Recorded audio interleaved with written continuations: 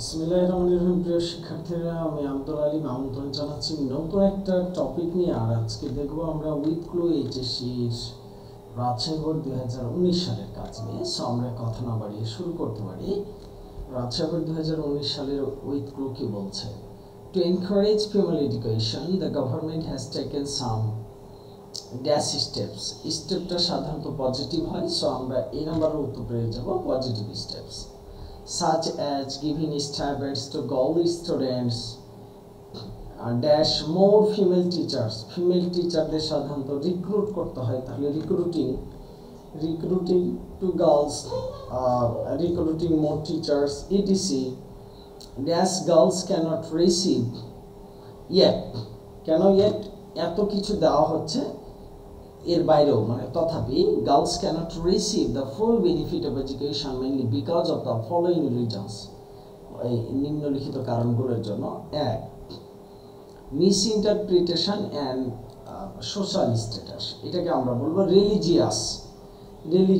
আমার অপশনে আছে রিলিজিয়ন, এটা হলো নাউন, কিন্তু ইন্টারপ্রিটেশন নাউন হওয়ার কারণে আরও একটা শব্দ যদি আসতে চাই মানে তার আগে, তাহলে সেটা অ্যাডজেক্টিভ হবে। রিলিজিয়ন বা ধর্মীয় যে অপব্যাখ্যা, তখন ওইটাকে আমরা বলবো রিলিজিয়ন, না বলবো religious misinterpretation and social structures এবং সামাজিক যে গঠন discourage girls from going to স্কুলে যাওয়াতে নিরুৎসাহিত করে। Okay, even in urban schools, স্কুলেও girls are not allowed, girls বা মেয়েদের অ্যালাউ করা হয় না by many parents to live in hostel for their daughters safety. শব্দটা আমরা বলছি সেফটি, আছে সেফ হয়ে যাবে সেফটি। কেন সেফটি হলো? দেয়ার একটা ডিটারমিনার, আর ডটার্স সেফটি, ডটার্স এই ডিটারমিনার পরে সাধারণত নাউন বসে, তাহলে ডটার্সকেও যদি আমরা বলি যে পরপর যদি দুইটা নাউন থাকে আগেটা অ্যাডজেক্টিভ, তাহলে daughters safety.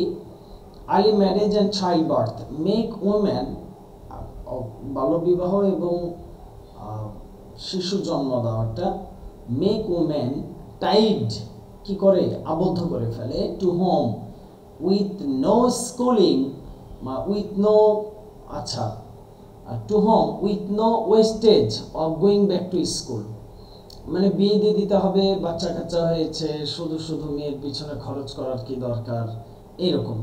Any expenditure for sending girls to school is considered a dash, is considered A investment by many parents, whereas it is regarded as an investment in case of boys. So বলি any expenditure for sending girls to school is considered আমাদের একটু ভুল হয়েছে, আমরা যদি ওইখান থেকে বলি এইচ নাম্বার থেকে, যে child birth make women tied to home with no investment,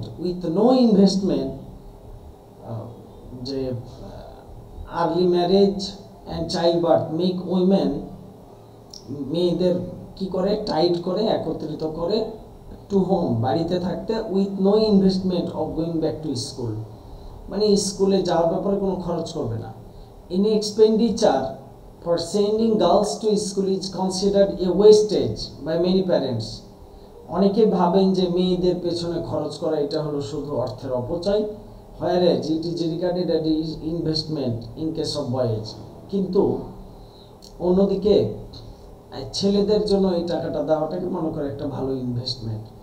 এতটুকুই কাজ ছিল আজকের উইথ ক্লু রাজশাহী বোর্ড 2019 সালের। আল্লাহ হাফেজ।